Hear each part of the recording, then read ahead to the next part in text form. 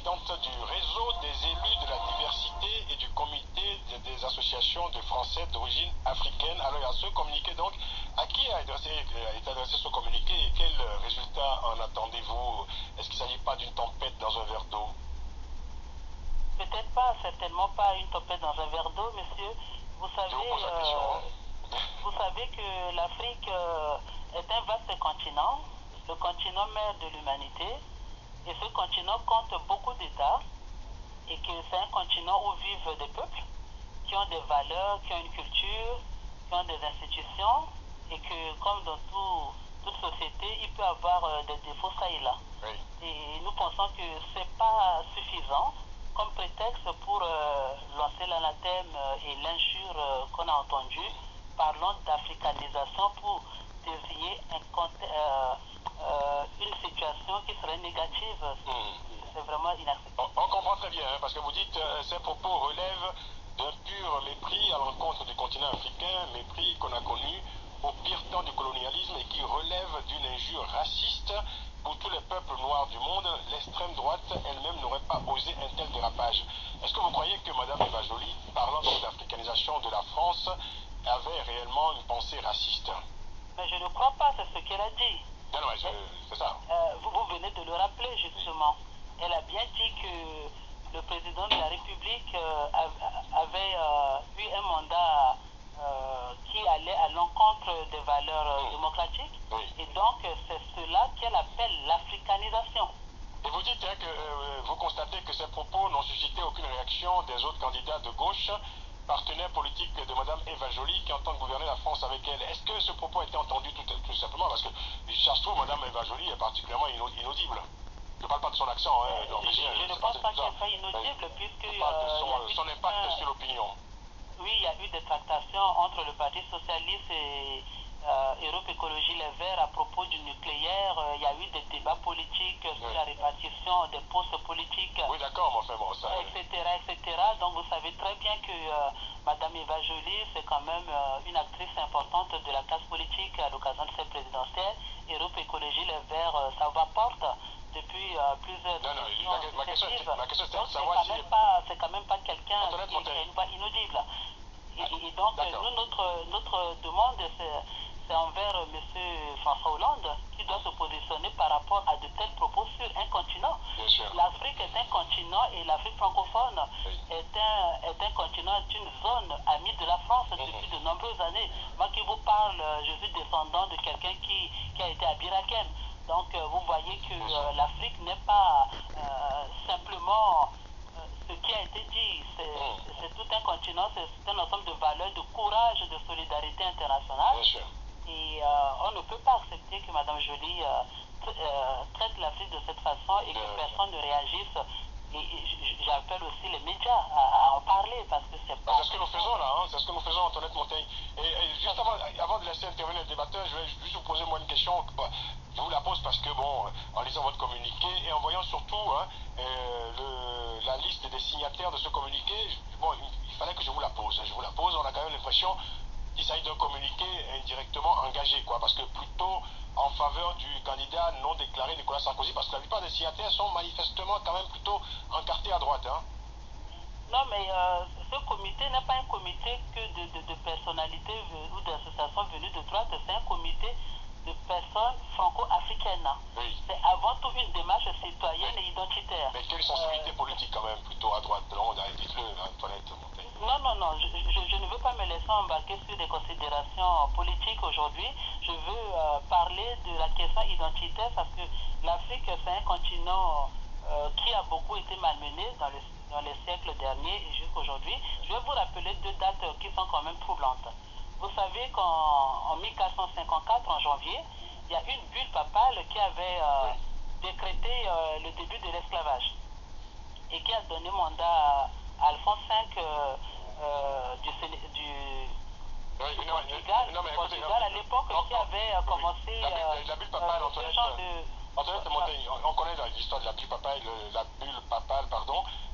Restez avec nous parce qu'on arrive bientôt à la fin de l'émission. On va écouter une intervention de Doucissa ici. Doucissa, allez-y. Oui, Madame Montaigne, je voudrais d'abord savoir, comme je l'entends, je ne le savais pas, vous êtes certainement de la droite, n'est-ce pas?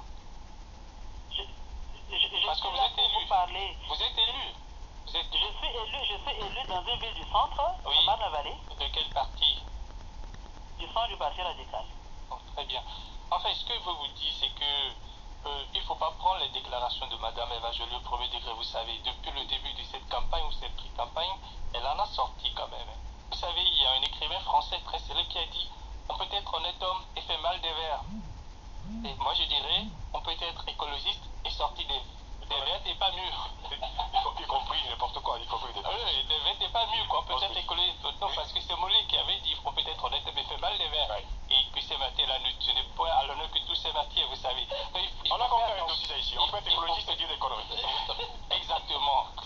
Donc, Madame Eva Joly, depuis le début, que ce soit sur le 14 juillet, sur l'armée, et sur pas mal de choses, je crois qu'elle s'est lancée dans une direction où elle fonce apparemment à être versée enfin, je ne sais pas où elle va. Donc, je ne crois pas du tout. Mais d'un autre côté, quand on prend le programme des écolistes, je crois que quand ça concerne les Africains et l'immigration, je crois qu'il y a de très très bonnes propositions. Je ne crois pas du tout que sa position personnelle. Vous savez, Madame Eva Joly, elle a traité de l'affaire. Excusez-moi.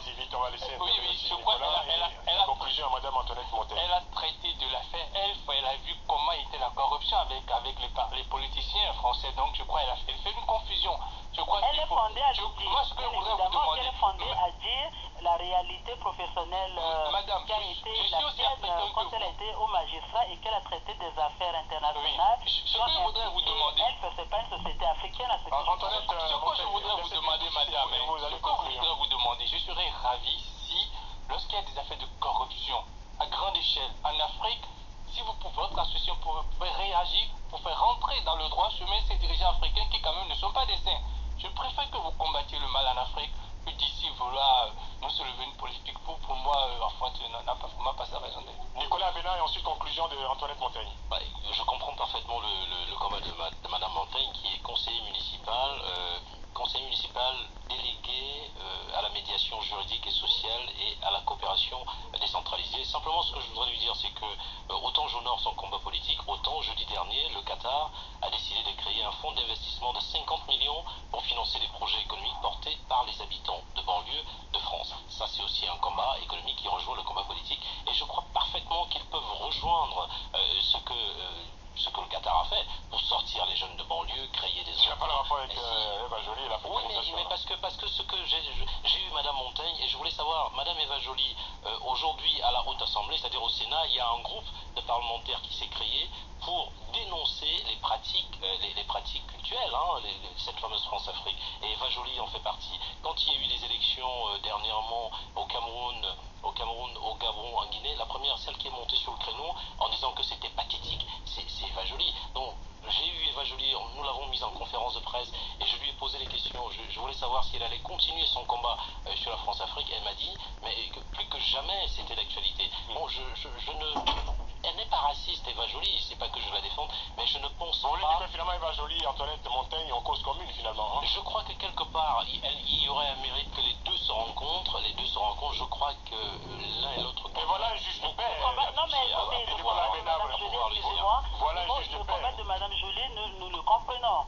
C'est quelqu'un qui a de l'expérience, qui a connu des affaires importantes, qui ont mis en cause les dirigeants de différents continents, etc.